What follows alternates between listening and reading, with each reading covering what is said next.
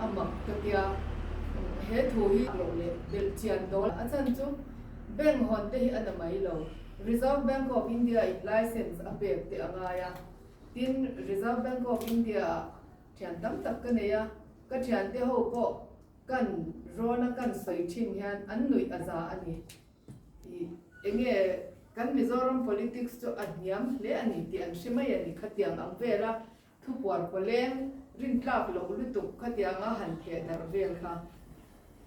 a theiya na theilawa India rama development bank to IDBI champhaya ko branch an nei kasya Industrial Development Bank of India khatiang ang kharam pungwa pangai Mizoram hon thei Regional Rural Bank Mizoram Rural Bank kan nei to a Cooperative Bank athaya tu Mizoram Cooperative Apex Bank kan nei ko kan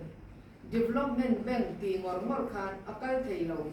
sim Mizoram min pu chau chan eng tin state bona te branch an nei theya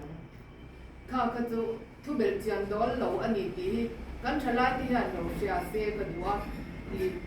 bel chiang dol lo le rin tlak lo ania chu ai chuan ke mani Congress manifesto number 1 trang pui nei arin tlak zo ka hei hi a bel tlakin a bel chiang adol zo ka ni ti hi lo se ro thalai tu lo mang ang re reng su hei kan kong pathian le mi puizara Congress kan sarkar chuanin thalai na nei lo tan chuanin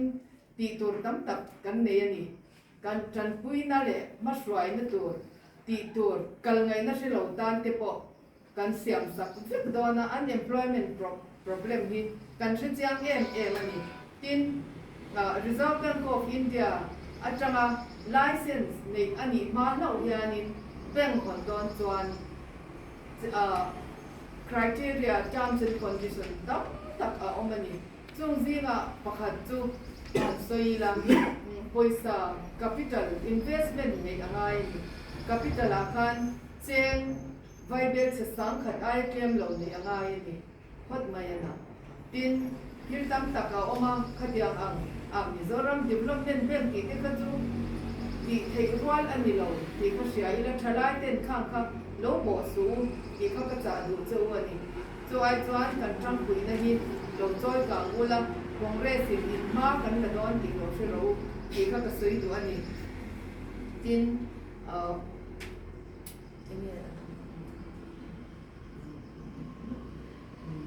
kan kha ni sela enge shat bel du le han zo du te kan nei chuan in zot ila mo trong buổi ra thì news reader bây giờ là chia sẻ không ạ tăng buổi ra thì dân bị lâu thế cái này lâu ngoài yên bị lâu thì sẽ là trong buổi lái số là có lần chia sẻ không ạ trong quay chân chia bị không được làm gì à trong buổi na biết gì cả tuổi này ô xem thế ama sai vin zor le do ne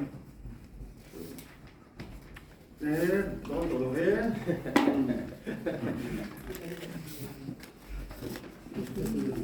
trong buổi na kan